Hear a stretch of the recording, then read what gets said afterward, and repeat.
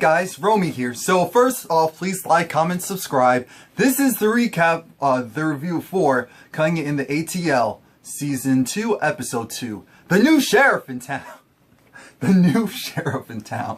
Now, again, if you're a new watcher, please like, comment, and subscribe to this video. If you're a returning watcher, thank you, and please like and comment on this video. Now, how this episode starts off, technically it's with Dedra and Trey. And thankfully I remember that because someone thought it would be a great idea to delete the episode from the DVR, so I don't have it as a reference. But we move on. And Dedra and Trey are at the radio station. Now remember, when Beauty was hosting that fashion event with, I forgot her name, but it was this other woman's event, and Dedra technically kind of ruined it by going and being Dedra. So Dedra has to go now on this woman's platform, which is her radio show, and first she has to go and apologize. So she goes and she apologizes, and she just says she's on there to go and apologize to this girl, to this woman, so that they can be good, so that everyone understands, because, you know, this is her reputation on the line. It's like, you host an event and basically you have a lot of drama and BS when it's supposed to be pretty professional and uplifting. Now, Dedra does what Dedra does best. She goes on there, and initially she's like, oh yeah, well, I came here, of course, to apologize to so-and-so because I came to her event and I acted a certain way. But the reason why I acted that way was because of Maya. Yes, Maya, the one who owns the pretty hair shops in Atlanta. Maya is a snake, she is a liar, she's a low down such and such, and what. And here is the kicker. She stole the concept of the $50 walk-in weaves from Patricia. Yes indeed, Atlanta's own Patricia, who owns multiple shops herself. Her idea was stolen. I'm thinking, I know in the last episode I was trying to appease her and trying to be funny, but how can you steal an idea that you can't copyright an idea like that? That's just a general concept. It's not a concept vehicle or a model house. Like, model building. But this is Dedra. Dedra needs a storyline this season because no one really wants to be around her. So she's just going to go and pick fights. The person she's picking a fight with right now is Maya. And we move, of course, the woman who, the radio host, was just like, wait a minute. You said you were going to come on here and apologize. And it's just like, yeah, I did. But what needs to be heard, what the people really need to hear, is the fact that Maya, like I said, is a snake. She's low down. It's just like, okay, we're stopping this. We're stopping this right now. We're stopping this right now. So it's like, oh, okay. Well, I came to do what I do, so thank you. Dedra is entertaining. She is entertaining, I can't lie. And what we're going to talk about next is, oh gosh, Lenya. So Beauty finds out that Lenya has gone to the other side. The other side being Mushia. Lenya has gone and she's starting to work with Mushia, and it's just like, wait, so you're carrying, you dropped pretty hair? No, I didn't drop pretty hair. It's just that after hearing all the stuff. Now again, it was what happened. Dedra going and spraying all that stuff, and also with Maya closing some of her shops in order to decrease overhead and invest that money into her online business. But because she didn't clearly explain that to everyone, because you have to walk some people's hand, hold people's hands through certain things, some people are losing faith in her. So because of that, and of course, as we know, Lenya's client walked out because she didn't have the right hair texture, the hair pattern, and Maya's hair couldn't do that at that time. Now, instead of talking to Maya, Lenya goes behind her back and goes and works with Mushia, which is fine. You can carry both. There's nothing wrong with carrying, well, you would think there's nothing wrong with carrying both. Stay tuned for that foolishness. Beauty has actually a really good idea of having the, let's have these young college ladies, they need their hair done, they need it done at an affordable price. So why don't we go and do a Jadoa on wheels type of thing? It's just like, okay, okay, and she's talking to her staff. Her staff is excited. Now she's trying to ring in Maya because she's like, I invested $10,000 into your business so I can get this hair and all this other stuff. So why is it that you, I'm gonna need a favor from you now? It's like, that wasn't a favor, that was business. But okay. So she's like, she tells Maya the idea. She says, that's a really good idea. So how much are you looking to invest into this? 60,000. It's like, okay. So then here's when the other part doesn't come into play for some reason for Beauty. The other part that's really important, the business side. How much is overhead actually going to cost? How much is it going to cost to, you know, gas up the RV or whatever you're using, the van? How much is it going to cost to have your people, as in your employees, your stylists, go and be on this RV or this van? To how long will it take? What's the turnaround? How much? Okay, $100 flat fee for everything all inclusive. That's great, but how many heads will you need to do in a certain amount of time in order to profit off of it? You know, all the things that anyone who has done any type of business would be asking.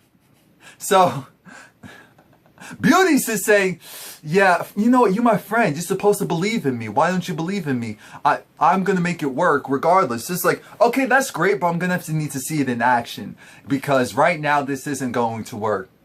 It's just like, okay. So Lenya, she goes and she talks to Mushiya because, of course, she's going to be a brand ambassador for runway curls for Mushiya. She didn't really sign up for that, but you know, she's working with Mushiya and you have to take what you can get, because this is what happens when you go into business with certain people. You have to play ball their way. And Mushiya goes and she puts Lenya in her personal training class, her personal boot camp, and Lenya fails. Lenya fails, Lenya flops. The issue is that Lenya doesn't know much about the hair, the textures at all. And so she's like, and excuse me. So Lenya looks it's funny, Lenya should go into acting or something because she has a very expressive face. Even when she, for example, whenever she always looks like she's about to cry. She always looks like she's about to cry, whether she's happy, whether she's sad. She always looks like she's about to cry when she's not just flat out smiling. So I just thought of that. But of course, like I said, Mushiya is schooling her, and so initially I'm like, oh Lord, Lenya isn't gonna feel this, and then she's gonna go and decide I can't deal with this woman. No, it actually turns out well, because what Mushiya is showing her is like, this is how you treat natural hair, this is how you treat runway curls, how you do it, how you braid it, you know, everything, which is important. I'm sure Maya taught Lenya the business side in general, but Maya doesn't touch hair, so we wouldn't expect her to go and do that part. And so shout out to, I guess, the versatility of runway curls, but the issue is that Mushiya is just like, look, if you're going to be a part of this, you're going to need to, you know, market the product on yourself. Which means that you're going to have to take out your own personal hair, which is probably pretty hair, and put in runway curls. Now, we were all nervous. We were like, Mushiya, do not play Lenya right now. Do not play Lenya. Lenya's really reluctant, but she ends up doing it. And in my opinion, it looked fine. Was it the best hairstyle she's ever had? No. Does it really matter? No, because I thought she looked cute. She looked cute. The hair looked fine. I didn't see what the issue was. You know who saw an issue with it? Of course, Beauty and Maya. Because Maya's with her, I guess her friends slash staff, and she's getting them in shape. Now, the issue, because remember, last season Maya had an issue of trusting her staff. So this is a good way to kind of keep her eye on her staff and make them love her and like her. And that's really important. Now, the thing is that Maya, one of her staff members informed her, you know what? You have two things to worry about. One, oh, well, actually, I did skip a couple of things. Beauty magically was in the radio in her car at the right time to listen to Dedra on this Atlanta radio station. And Maya was in her car at the right time to receive a call from Beauty to go and discuss what just happened, meaning, what's her name? And again, I'm just like, you guys really couldn't make this all seem like it wasn't happening at the same time? Really? And that's always a pet peeve of mine with these reality shows. But, so we get past that, and I don't really remember what else happened with Dedra that... Oh yeah, Dedra met up with Pat again. She was pissed. Pat said, "Who are you?" I said I was going to handle it my own way. See, I'm taking off the... I told you I was going to handle it my own way.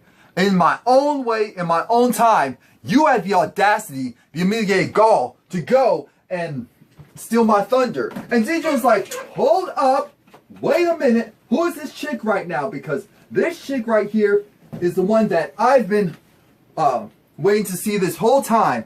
This chick right here is the one I've been waiting to see this whole time. And it was just like, okay, you go and you handle Maya. You go and you handle Maya. Maya is talking with, when she actually comes to Lekenya's, Lekenya's suite, and she drops off Runway Curls, and also drops off a picture of her. And Lekenya's just like, Lord, when Maya sees that, when Beauty sees that. Now, Beauty is at the college, and it's a success. Of course, because, you know, they probably familiar with the show. It's like, oh, there's cameras. It's like, oh, we're going to get our hair done, $100. We can do that. We can do that. I'm sure they made sure to advertise it beforehand. And everyone's there. Maya's just like, okay, this is cute. But again, Beauty, how much is this costing you? How much is this? How much is that? Beauty's just like, look, I don't know right now. Maya said, when you figure it out, then we can talk. And this is when Lekenya comes and they're like, oh, hey, Lekenya, you look different. It was just like, I heard about you switching to the dark side, you know, to Mashiach.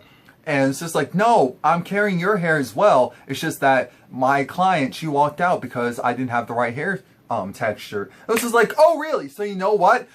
Maybe we could have continued to work together if you actually came to me as an adult. But because you didn't, you went behind my back, you're not employed anymore. I'm thinking, wait a minute. She's paying you to get hair from you, Maya. How are you acting like that's not the situation?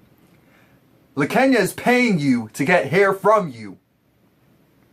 So Maya's just like, you know what? Your contract is null and void. No more pretty hair for you. Lekenya looks like she wants to cry, her usual self. It's like, Lord Jesus. Beauty's laughing. I'm thinking, Beauty, Lekenya's probably helping you out with his hair, with these girls' hair. Stop it. Stop it. And so let's see. Mushia's husband is hilarious because he says he's a man of few words, but when he talks, it's impactful. Because when even Mushia was saying that she was going to work with Lekenya again, her husband looked at her like, Lekenya? The sweet girl? Really? Really? Anyway, and let's see, what else was there worth mentioning? Yeah, the only thing that I wanted to talk about was the fact that Pat went to go and give Maya a visit, and that didn't go so well. Maya was basically like, okay, so what's your problem with me? He's just like, I was the originator of the $50 weaves, walk-in weaves, sew-in weaves. It's like, okay, I don't know how that's possible, seeing that this is a situation where you can't patent something like that. So I didn't see a patent. So I just came in, I did it. I know that there were other people doing it before me. I just came in and did it better. And she was just like, you're not gonna play me. You're not gonna play me. I was the originator. Give me my props. Give me my props. This is like, no, that's not gonna happen. Oh, you think so? So that's when I'm like, Lord Jesus, the foolery. That's why I almost didn't do a recap. Because I was like, I'm tired of this same old, same old. I thought Pat was gonna be a mature person coming onto the scene, and she's... Is it entertaining? Yes, because Maya got out of character, so I did appreciate that. Shout out to you for getting Maya to get out of character, but still. She's going and knocking over stuff, and that's when Maya, at one point, she got, I don't know what it was. Maybe it was like a paper towel holder or something, but security, their version of security, because they don't have big men, male security, they have the producers. Everyone that ran out, if you watch the episode, everyone that ran out, and mind you, Pat is wearing this this cowgirl get up. That's why I have the vest on and the hat. I'm like, Lord Jesus, she's going to be a character. I just hope it's entertaining and not annoying, because it can go either way really quickly. But like I said, the producers had to come in and stop it because they probably didn't think that they were going to have a physical altercation, because it's like, this is Maya, and Pat seemed normal. So they were like, what is going on here? So that was it. That was, again, my recap, my review for Cutting in the ATL Season 2, Episode 2. Please like, comment, subscribe. Let me know what you think. Again, I do apologize. This wasn't my normal review, and it was up a lot later. From this day forward. Going forward, I will have them up by like Friday morning, like 3-4 a.m. Eastern time. The latest, maybe 8. But yeah. And was there anything else? Is there anything else? No. Check out my other videos as well. Please feel free to check out my other videos.